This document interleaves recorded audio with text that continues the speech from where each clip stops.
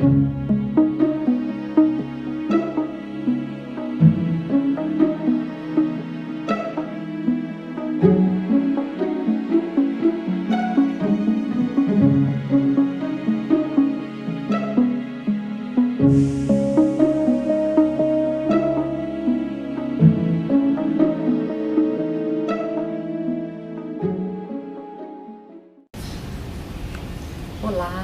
sou a professora Edivânia Lourenço, no curso de Serviço Social da Unesp Franca, e estamos iniciando hoje um trabalho de extensão e também de troca de conhecimentos, de difusão, que é através do nosso fórum de debates.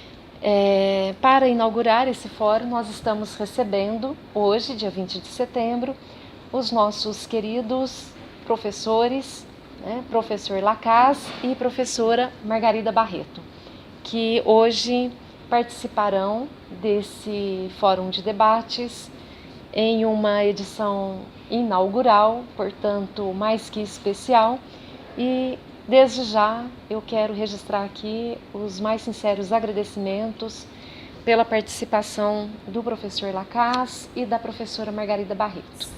Então, esse canal é um canal que busca fazer entrevistas, discussões, debates acerca das relações sociais de trabalho e saúde.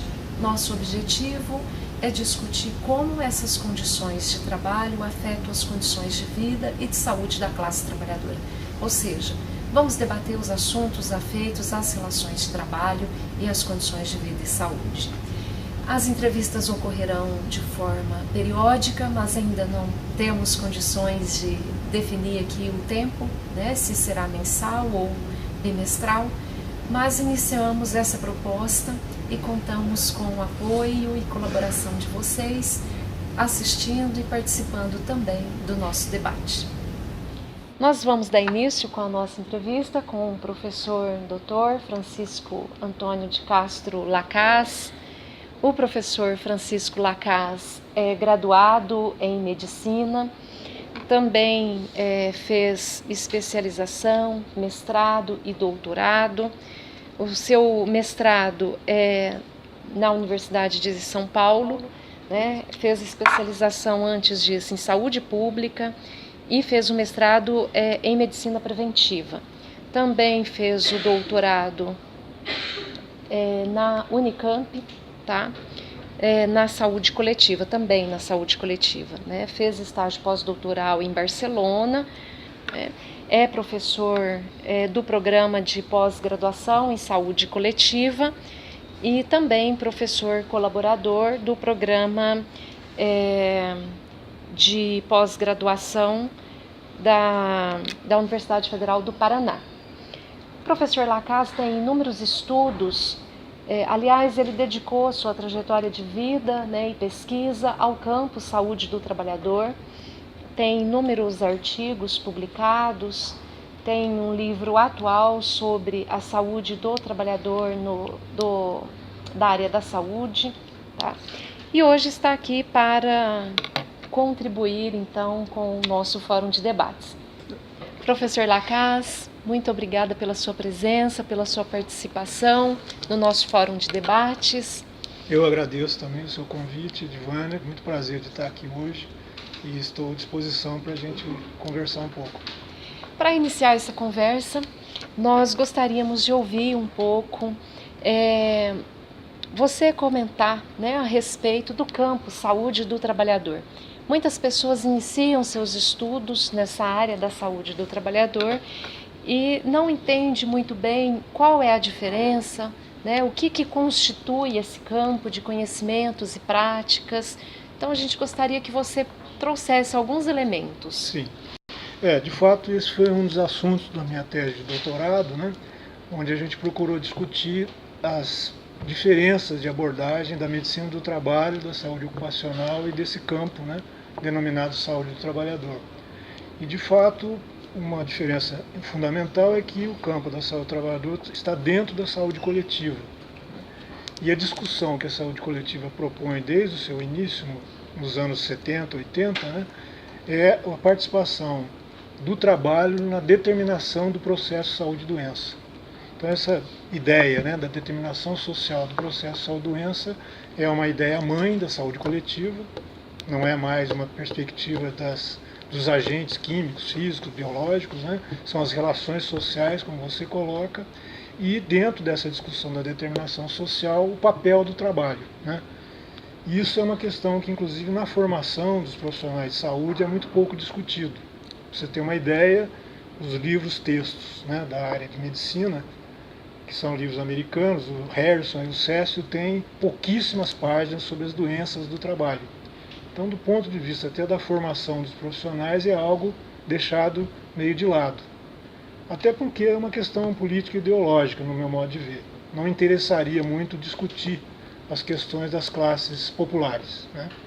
Então, o campo da saúde do trabalhador ele surge num contexto em que, na América Latina particularmente, é um termo particularmente nosso, né, da América Latina, do Brasil especialmente, ele surge dentro de uma discussão que havia do consumo da força de trabalho, dos acidentes de trabalho, né, que consumiam vidas, ocasionavam uma série de danos, afastamentos do trabalho, lesões, incapacidades, e isso num contexto em que a América Latina estava se tornando um espaço de urbanização e de grande aumento do operariado industrial urbano. Então, um ator social que faz parte desse campo, né, seriam os trabalhadores operários industriais dos anos 70 em diante, né, e essa preocupação da saúde coletiva com o papel do trabalho na mórbida mortalidade. Então, o campo se coloca nesses termos. Eu considero que é um campo porque ele tem um objeto claro de estudo, né, que é a relação trabalho-saúde, nessa perspectiva das relações sociais de produção. Ele tem um método, que é um método que foi proposto pelo movimento operário italiano, nos anos 60, 70, né, que o Brasil incorporou nas suas discussões, e ele tem também um ator social que seria o operariado industrial urbano, que surge particularmente no final dos anos 70 em diante, na América Latina. Em relação à medicina do trabalho, é uma visão muito mais clínica, de uma especialidade médica, muito limitada, né? E a saúde ocupacional vem na sequência, particularmente no pós-Segunda Guerra, com uma visão um pouco mais ampla, mas também muito limitada para entender, inclusive, o quadro de mórbida mortalidade relacionado ao trabalho que hoje é prevalente no mundo todo, né? Então, nesse sentido, o campo saúde do trabalhador é muito mais abrangente e teria muito mais capacidade de explicar as relações trabalho e saúde que a gente hoje presencia no mundo todo. Lacaze, e esse campo, porque nós conhecemos a medicina do trabalho como uma atividade desenvolvida no interior das empresas, assim como a saúde ocupacional. E esse campo, saúde do trabalhador, onde ele se materializa, onde ele se efetiva? Essa é uma pergunta interessante, Edvana, porque existe no meu trabalho de doutorado, justamente eu fui também tentar entender como é que ao nível internacional essas discussões estavam ocorrendo, né? E particularmente nos anos 80, a própria Organização Internacional do Trabalho, que já tinha uma recomendação dos anos 50 da criação do serviço de medicina do trabalho privados dentro das empresas, né? Nos anos 80, essa discussão avança muito e existe a proposta de organização do serviço de saúde no trabalho. Apesar de parecer uma coisa semelhante do ponto de vista terminológico, tem uma diferença muito grande, porque envolve uma grande participação dos trabalhadores, né, e é trazida essa discussão para dentro do espaço público.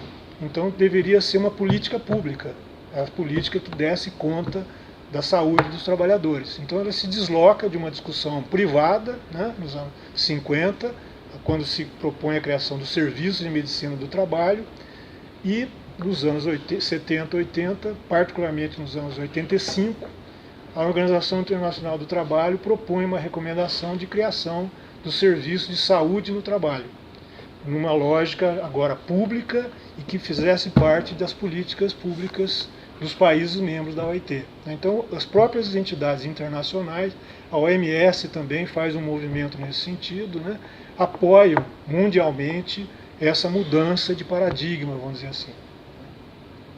E no Brasil a gente tem as primeiras experiências de saúde do trabalhador, como você desenvolve na sua tese, né, através dos programas de saúde do trabalhador, tal. E hoje nós temos como um avanço dessa proposta os Serestes. Você poderia situar um pouco como que essa política está sendo efetivada, se ela de fato conseguiu materializar aquele arcabouço do campo saúde do trabalhador, Sim. Os desafios? Se colocou a experiência dos programas de saúde do trabalhador, né, que foram desenvolvidos em São Paulo e em vários estados do Brasil, antes até do Sistema Único de Saúde. Essas experiências ocorreram a partir dos anos 84, 1984, 85, né? Então antes até da existência do SUS. E já nessas propostas havia a ideia da universalidade, quer dizer, se atendia qualquer trabalhador, independente dele ter carteira assinada, dele ser trabalhador formal ou informal, empregado, desempregado, aposentado, né? Então a ideia da universalidade já estava colocada. Era uma proposta que fazia uma ideia também da integralidade, envolvendo a prevenção junto à assistência dos trabalhadores, né? E particularmente o controle social, a participação social, porque esses programas sempre tinham sindicatos de trabalhadores atuando na sua gestão. Então essa ideia surgiu em São Paulo, depois se desenvolveu também em Minas Gerais, Rio Grande do Sul, Bahia, em outros estados posteriormente, Rio de Janeiro, né? E a discussão caminha no sentido de criar então esses centros de referência de saúde do trabalhador, né? Foi uma discussão até polêmica no início, porque nós defendíamos a ideia dos programas de saúde do trabalhador como uma atividade de saúde pública, que isso fosse desenvolvido na rede de saúde pública. E de fato as primeiras experiências foram nesse sentido. E a ideia era de que a rede, né, de serviços básicos de saúde, que naquela época ainda era uma rede bastante ainda restrita, pudesse incorporar essa discussão das relações trabalho e saúde no seu atendimento. Então faria todo sentido se você tivesse, a partir do momento em que a rede se envolvesse com essa discussão, que você tivesse então centros de referência para essa rede, né? O fato é que a rede não assumiu essa discussão. Então eu até costumo dizer, posso até ser considerado um pouco radical, né, de que o SUS não incorporou até hoje a saúde dos trabalhadores, né? O SUS está alheio à discussão da saúde dos trabalhadores. Existem experiências isoladas em alguns municípios, em alguns estados, mas o SUS, enquanto estrutura, né, não incorporou essa discussão das relações trabalho e saúde. Continua muito voltado para a questão da saúde da família, né, uma coisa muito voltada para a reprodução da força de trabalho e não se preocupando muito com a questão da força de trabalho que é consumida no processo produtivo, né? Então existe uma lacuna grande. Então os centros de referência ficaram como uma estrutura de referência, mas como algo que não tem uma base na própria rede de atenção básica. Então existe uma dissociação aí que é problemática, né? Depois, com a criação da Rede Nacional de Atenção Integral à Saúde dos Trabalhadores, que é uma perspectiva de juntar os centros de referência, que hoje estaria em torno de, acho que, mais de 200 centros de referência no Brasil como um todo, né? O que a gente observou é que passou a ser também um mercado de trabalho para médicos do trabalho, quando originalmente os médicos do trabalho são formados para trabalhar nas empresas, né? Como o mercado de trabalho das empresas foi reduzindo, o Estado abre esse espaço para a atuação dos médicos do trabalho. E na minha avaliação, o médico do trabalho não tem a visão de saúde do trabalhador. O médico do trabalho tem a visão da medicina do trabalho, né? Não é uma visão de saúde pública, de saúde coletiva.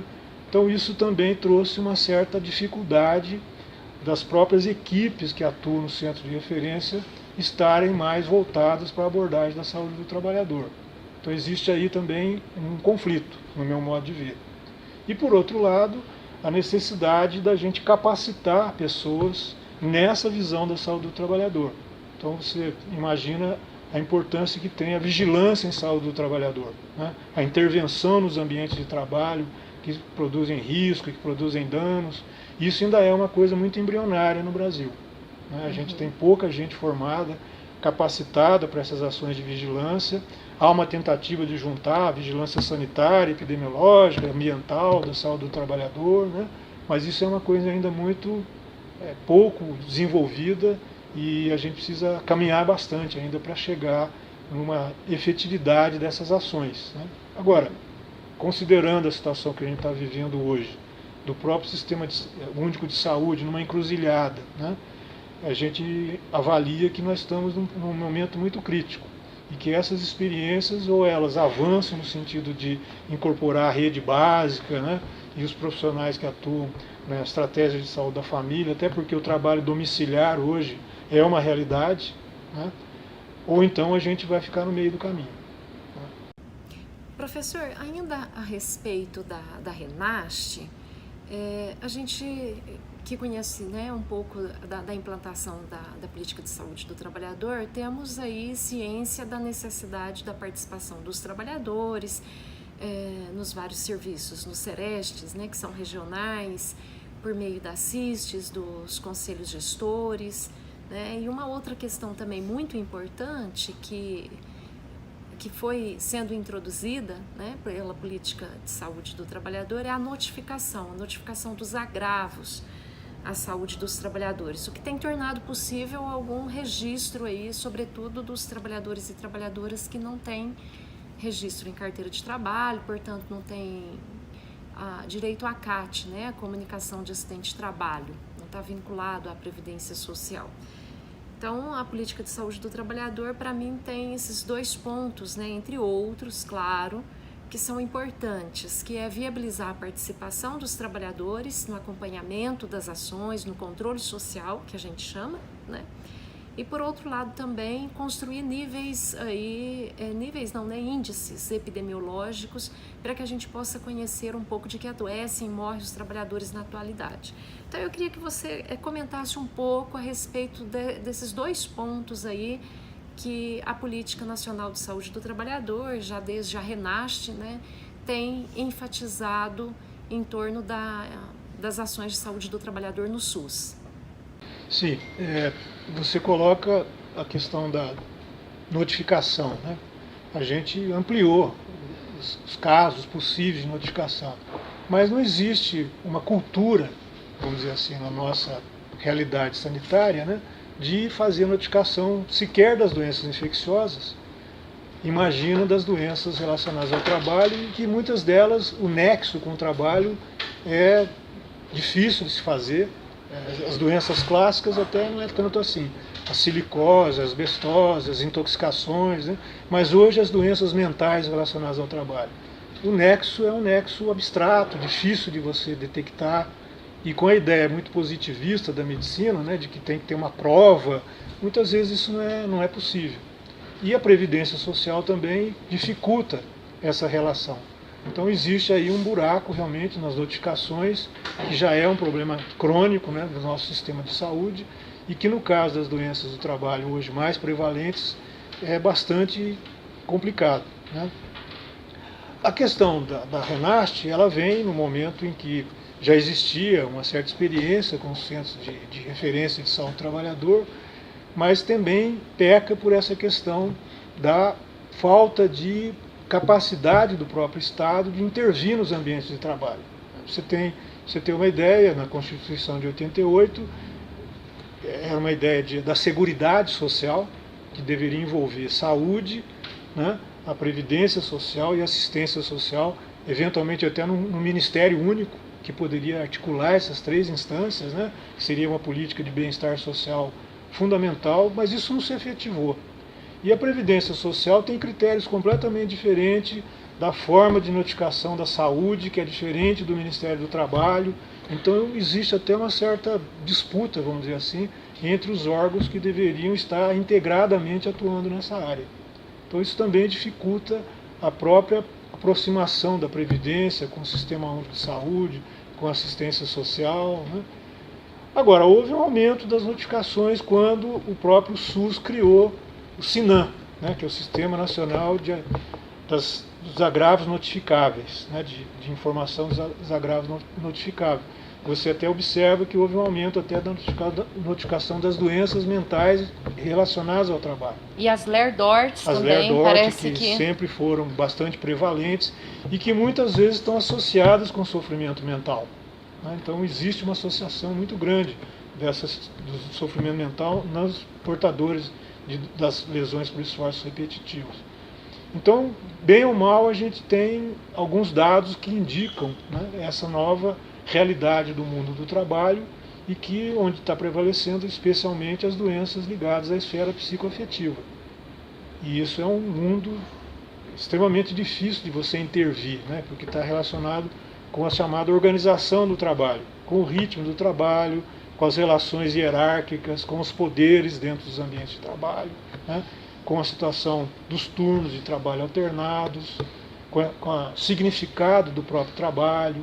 Então tudo isso é um caldo de cultura que está, né, propiciando a prevalência hoje dessas doenças mais ligadas à esfera psicoafetiva, ao sofrimento mental, né, à depressão, o burnout e outras síndromes que hoje estão muito presentes nos ambientes de trabalho como um todo. Né? Com esse tema, então, nós vamos encerrar o primeiro bloco do nosso fórum de debates e voltamos na sequência, então, tratando um pouco das mudanças na legislação trabalhista e de como afeta as relações de trabalho e saúde, com o professor Lacaze.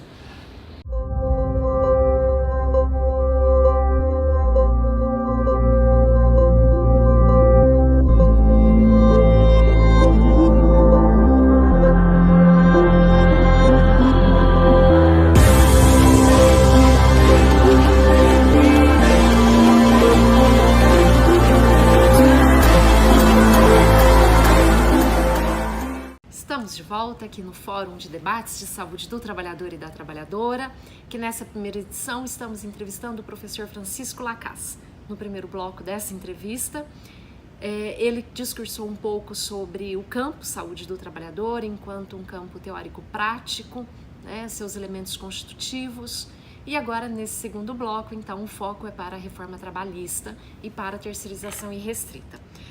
Professor, nós tivemos em 2017 a aprovação dessas duas leis que mexem com os direitos do trabalho, né? E tem uma repercussão imensa aí para as condições de trabalho.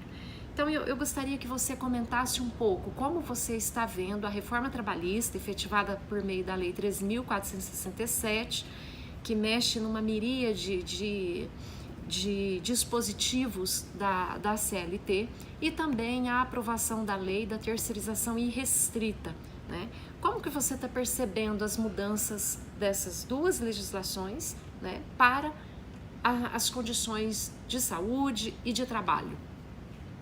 Essa é uma questão importante também, né, Giovânia? Você perceber que essa mudança das reformas, que a gente até chama de contra-reformas, na verdade, né, ela surge na época do governo Fernando Henrique Cardoso com a reforma do Estado, né, na gestão do Bresser Pereira, Luiz Carlos Bresser Pereira, do Ministério da Administração e Reforma do Estado, o MARI, onde se propõe uma mudança do papel do Estado na perspectiva do Estado neoliberal, com mudanças na questão dos vínculos de trabalho, a precarização das relações de trabalho. Então isso tem origem lá nos anos 90. E isso foi evoluindo no sentido de atender os interesses das classes dominantes, né, do empresariado. E, de fato, essa discussão nos anos 90 já teve um primeiro momento no próprio governo Fernando Henrique, depois no governo do Lula, do governo da própria Dilma, onde houve, por exemplo, uma mudança na questão da previdência do servidor público, né, que foi perdendo direitos. Um outro aspecto foi a possibilidade de, a partir de um determinado momento, você não ter mais aposentadoria total, né, com salário integral dos servidores públicos, e foi aberta a possibilidade de você fazer uma previdência privada, financiada inclusive pelo Estado. Então essa questão é uma questão mundial, está acontecendo no mundo todo isso. Na França, onde existe uma resistência, na Itália já aconteceu, na Inglaterra, em vários países, e o Brasil, né, como é um país de desenvolvimento periférico, sempre chega meio com um certo atraso, né, nas questões mais de relações que o mundo já está vivendo. Então, no caso do Brasil, a partir dos anos de 2017, essa proposta foi regulamentada nessas duas leis, né, que você apontou. E, por incrível que pareça, não sei se perceberam, a proposta da lei da terceirização, que depois foi regulamentada, né, ela foi no dia 31 de março de 2017. E 31 de março é uma data complicada, né, para o Brasil. Demais. Então, é uma coisa, parece que não é ao acaso, mas traz uma certa preocupação já na própria origem desse projeto, né? E de fato, foi muito apressada também, né? Também, uma discussão bastante assodada, né? E aparece no momento, inclusive, em que o movimento sindical está bastante fragilizado, né? E existe toda uma tentativa de associar a realidade da terceirização com o aumento do mercado de trabalho, né? Com isso haveria uma maior possibilidade de emprego.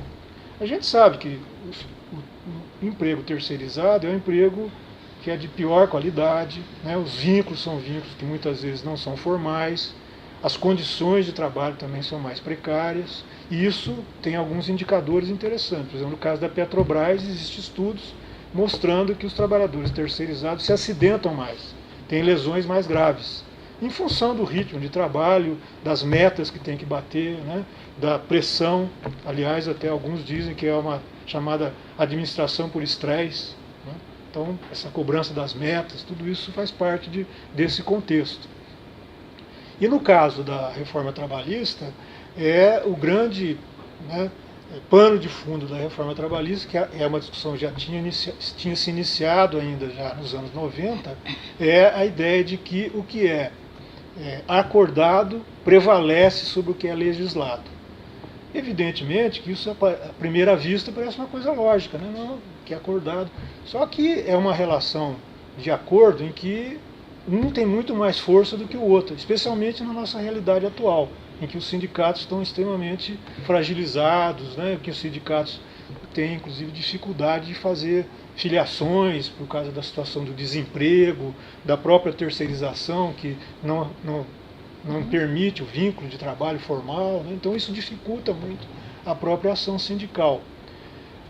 Agora, existia já nos anos 90, se a gente for levantar, algumas propostas que partiram do próprio movimento sindical, dos setores mais avançados, vamos dizer assim, do movimento sindical, que têm capacidade negocial desenvolvida, como os trabalhadores da indústria metalúrgica, né, do ABC, de São Paulo, que têm realmente capacidade negocial. Agora, se você for pensar na maioria dos sindicatos brasileiros, muitos deles são sindicatos de papel, né, e muitos deles não têm capacidade negocial a ponto de poder enfrentar o empresariado e as exigências do capitalismo, né?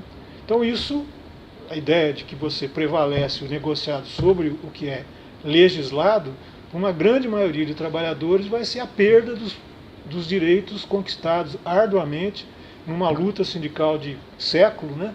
E que foi, de alguma forma, expressa na consolidação das leis do trabalho. Alguém pode dizer, não, mas isso foi na época do Getúlio, ditadura, né? Mas foi um momento em que havia a possibilidade de fazer-se expressar os interesses de parcelas importantes dos trabalhadores. Hoje, essa situação, da forma como está colocada, né, leva a uma preocupação muito grande com a situação em que a negociação vai se dar de forma desigual do empresário com o trabalhador e com os sindicatos ainda fragilizados, né, ou, no limite, a negociação que se propõe entre o empresariado e os trabalhadores individualmente, o que fragiliza mais ainda essa relação. Então, de fato, é uma situação preocupante, mas eu estava lendo até um texto outro dia que diz que a Confederação Nacional das Indústrias já tem uma proposta da indústria 4.0, né? Então alguns autores estão achando que essa reforma trabalhista também não vai durar muito tempo, porque a proposta da CNI é mais ainda, vamos dizer, conflitante do que a própria lei atual, né? Em relação à terceirização, eu acho que a gente viveu uma situação ainda mais grave, vamos dizer assim, do ponto de vista social, que foi o próprio pronunciamento do Supremo Tribunal Federal, agora no dia 30 de agosto, né, chancelando a ideia de que a terceirização ela não é inconstitucional, como alguns tentavam, né, discutir, e que ela pode ser feita em qualquer nível do emprego, seja um emprego, né, de atividade fim, atividade meio, ela pode se estender no serviço público, em todas as esferas, e com a alegação de que isso vai aumentar o mercado de trabalho. Quando a gente sabe que, se aumentar, vai ser um trabalho precário, um trabalho em piores condições, em situação de desemprego quase que imediato, se houver algum tipo de entrevero, né? E que, do ponto de vista da possibilidade de você resgatar o trabalho formal, o trabalho com as garantias de férias, 13º, né, fundo de garantia, é extremamente difícil que isso possa acontecer. Então, me parece que é uma situação de muito retrocesso do ponto de vista da legislação social, né, e que foi chancelado pelo próprio judiciário, né, e que, de uma certa forma, vai na mesma linha do que o executivo e o legislativo já tinham proposto. Então, isso sacramenta uma situação de grande perda de direitos, no meu modo de ver. Lacaz, essa legislação, né, a 13.467, a reforma trabalhista, ela realmente mexe em várias questões e introduz vários tipos de contratos, né? O autônomo agora de forma sistemática no interior das empresas, o trabalho intermitente, o PJ, né? Então nós temos já pessoas profissionais que estão sendo chamados, né, para fazer acordos e que, se quiserem, podem abrir uma firma e prestar serviços. Eu gostaria que você comentasse um pouco sobre essa miríade de contratos, né, sobretudo o trabalho intermitente, que é essa contratação por hora, que tem um reflexo aí muito negativo em termos de financiamento da Seguridade, da Previdência Social também, né? Como que você vê esses tipos de contratos? Eu acho que você colocou uma questão importante, porque a gente, muitas vezes, as pessoas não sabem, né, que quando, por exemplo, um indivíduo ele é o autônomo, ele tem a própria empresa, chamada pejotização, né, é pessoa jurídica, quando ele faz esse tipo de movimento para se colocar no mercado como autônomo, ele recolhe menos para a Previdência Social. Então isso tem a própria participação no lucro e resultado, não é aquilo que é como uma espécie de um abono, né, que é a participação no lucros e resultados, ele não desconta sequer para a Previdência, nem para o Fundo de Garantia. Então isso interfere inclusive na arrecadação do fundo público. Quer dizer, a Previdência Social, que dizem, né, que está em falência, precisa ser revista, eventualmente algumas questões precisam ser revistas mesmo, mas esse tipo de situação, a pejotização, o trabalho terceirizado, o trabalho intermitente, diminui a arrecadação da Previdência Social, ao que se associa, inclusive, o desemprego, né? Hoje a gente tem uma situação, segundo alguns estudos, de mais de 13 milhões de desempregados aberta, né, um desemprego aberto, e mais de 25 milhões de pessoas que deixaram de procurar trabalho, porque desistiram. Não tem, então faz bico aqui, bico ali, e isso é uma situação de total precarização. Então, de fato, o momento em que essas leis aparecem não é um momento qualquer, né? É um momento de diminuição da capacidade de reivindicação dos trabalhadores, é um momento em que o Estado neoliberal propõe, né, a sua agenda mundialmente, isso não é só no Brasil, e é evidente que no Brasil, dada a situação de ser um país de economia periférica, mais frágil, né, as relações sociais, então a defesa desses direitos é uma defesa também bastante dificultada nesse momento, ao que se associa à realidade de desemprego e de mudanças da própria situação das políticas públicas, né? Se a gente for pensar na PEC do fim do mundo, não é, que é uma questão que se associa com esse debate, sem dúvida, e que está interferindo, inclusive, na possibilidade da gente manter até as conquistas poucas, mas importantes que nós tivemos após a Constituição de 88. Né? O próprio Sistema Único de Saúde hoje está vivendo uma situação muito difícil do ponto de vista do subfinanciamento, a educação, que é outra política pública importantíssima, né? Então tudo isso leva a uma constatação de que nós estamos vivendo uma situação de perda de direitos e com grande dificuldade de tentar bloquear esse processo, né? Porque o judiciário já se manifestou, o legislativo, a gente conhece, né, como é que funciona o legislativo no Brasil. Então é uma situação realmente extremamente preocupante e que, se a gente for pensar em termos do bem-estar social, é um momento realmente muito difícil, né? Que a gente fica extremamente preocupado com os rumos que vão ter as políticas públicas e sociais nesse país. Lacaz, ainda em relação à Lei 3.467, dois grandes pontos aí que ficaram também bastante polêmicos, né, que eu gostaria que você comentasse. Um deles é o fim do imposto sindical obrigatório de um dia de trabalho, né? Inclusive essa mudança foi feita sem nenhum tempo de preparação para que os sindicatos se organizassem, e esse um dia de trabalho era um dinheiro que era utilizado para a organização da estrutura, nem todos os sindicatos, mas uma boa parte deles que fazem realmente um trabalho de base, de enfrentamento e de organização da classe trabalhadora. Esse é um ponto. E o outro ponto que eu acho que tem muito a ver com o nosso debate, é claro que todos têm, porque é o que sustenta, né, as relações sociais de trabalho, mas que diz muito respeito já à questão da saúde, que é a permissão de mulheres grávidas e lactantes para trabalharem em ambientes insalubres, que foram classificados, né, já são classificados, mas sendo baixo e médio, a mulher, desde que com atestado médico, e aí a gente volta às questões que você colocou no primeiro bloco, né, se o médico der um atestado falando que ela pode trabalhar naquele ambiente, então, muitas vezes sem conhecer. Então, eu gostaria que você comentasse sobre mais esses dois pontos. Essa discussão, né, do imposto sindical é uma discussão antiga e tem uma certa polêmica, né? Se você for imaginar uma situação ideal, os sindicatos deveriam sobreviver com a mensalidade dos seus próprios associados. Isso seria a situação ideal. Como eu acho também que os partidos políticos deveriam sobreviver com o financiamento dos seus filiados. Não deveria ter um fundo partidário para poder financiar os partidos, né? Isso é uma discussão interessante. Então, de fato, o caminho, na minha visão, né, de fortalecimento dos sindicatos, e para que eles, inclusive, fiquem independentes do Estado, seria a perspectiva do sindicato poder se manter com, né, a contribuição dos seus filiados. Isso seria a maneira ideal.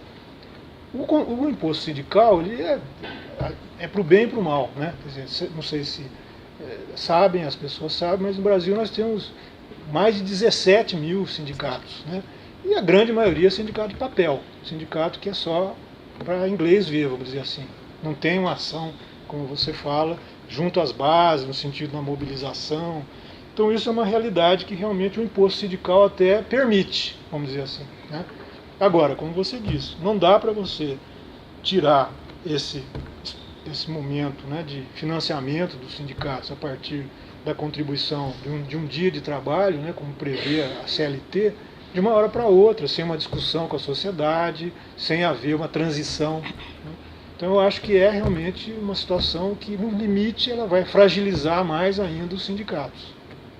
E essa é uma questão que, inclusive, está sendo colocada como uma grande barreira para que os sindicatos possam atuar de maneira efetiva na defesa dos seus associados. E a legislação trabalhista também aprovada, ela permite que você consiga fazer negociações a partir do local de trabalho por um grupo de trabalhadores, inclusive, de uma certa forma, prescindindo do sindicato. Isso é uma experiência americana, né, de sindicato por local de trabalho, que fragmenta, né, a ação sindical, mas que no caso dessa nova lei, ela possibilita que até exista negociação individual do trabalhador com a empresa, né? Então isso, você imagina qual é o grau de capacidade de negociação que teria essa relação. Então isso é um problema, né? Acho que o fato de ter sido tirado o imposto sindical de maneira abrupta, de fato é um baque, né, do ponto de vista do financiamento sindical, deveria haver um processo de discussão, uma transição para isso, mas, no meu modo de ver, a maneira mais adequada dos sindicatos se organizarem seria, de fato, com a contribuição dos seus filiados, dos seus associados, coisa que a terceirização vai dificultar muito. O trabalhador não sabe nem a que categoria ele vai pertencer, né? Cada dia ele está num tipo de vínculo, num trabalho temporário, part-time, né? Ou num trabalho intermitente, como você fala, onde a sindicalização nem é uma questão importante para ele, né? Porque ele está muito isolado, lutando contra o mundo, contra ele, né? Então é difícil essa possibilidade dos sindicatos conseguirem trazer esses trabalhadores. Então isso é uma fragilização. E em relação à questão que você coloca da insalubridade, quer dizer, isso aí é a coisa mais absurda, né? Quer dizer, e aí coloca sob a responsabilidade do médico definir essa situação, né? Então, de fato, é uma realidade inusitada. Acho que não existe em lugar nenhum do mundo uma proposta como essa, né? E que só vem a mostrar a total realidade de perda de direitos que a gente está vivendo ultimamente. Quer dizer, até a situação da reprodução da força de trabalho, se a gente for pensar lá no início da Revolução Industrial, né, ela está sendo atingida, porque no início da Revolução Industrial o trabalho da mulher, do menor, não tinha regulamentação nenhuma, né? E foram as primeiras reivindicações sindicais que permitiram uma legislação minimamente para proteger o trabalho da mulher e do menor, que era justamente não trabalhar em ambiente insalubre, não permitir que menores de idade continuassem trabalhando, né? Então a gente está voltando no tempo lá para a Revolução Industrial, quer dizer, e ao que se soma até o trabalho escravo, né? Porque o trabalho intermitente acaba sendo um trabalho escravo, você fica à disposição da empresa como se fosse uma máquina, né? Funciona um dia, não funciona 2, depois, quando a empresa precisar, chama de novo, você fica à disposição. E com salário extremamente rebaixado. Então, essa realidade é uma realidade extremamente perversa do ponto de vista social, né? E que o que a gente espera é que haja capacidade do próprio movimento sindical, dos trabalhadores organizados, se insurgirem contra isso, né? A saída é uma saída política, né? De discussão e de tentativa de retomada dos direitos fundamentais que a classe operária, a classe trabalhadora conquistou e que tem vindo se perdendo ao longo do tempo, né? Então isso é o que a gente imagina que pode ser uma espécie de muro contra essas perdas, né? A exemplo do que tem acontecido nos países do primeiro mundo. Na França mesmo tentaram mexer na Previdência, houve perdas, mas se conseguiu garantir a Previdência pública, né? Em outros países também. Então, se trata aí de uma questão política que envolve relações de poder e que vai, no limite, exige aí uma manifestação dos trabalhadores organizados através dos seus sindicatos, partidos políticos, né? E que pode ter apoio de estudos e pesquisas que subsidiem essa luta, né? Mas, no meu modo de ver, é uma luta eminentemente política. Tá certo? Tá certo, muito obrigada, professor Lacasse. Eu que agradeço mais uma vez estar aqui e me coloco à disposição em outras oportunidades para colaborar aqui com o trabalho de vocês, tá? Muito obrigado. Tá certo. A gente agradece e vamos para o terceiro bloco desse fórum de debates, no qual nós vamos entrevistar a professora doutora Margarida Barreto. A gente volta em segundos.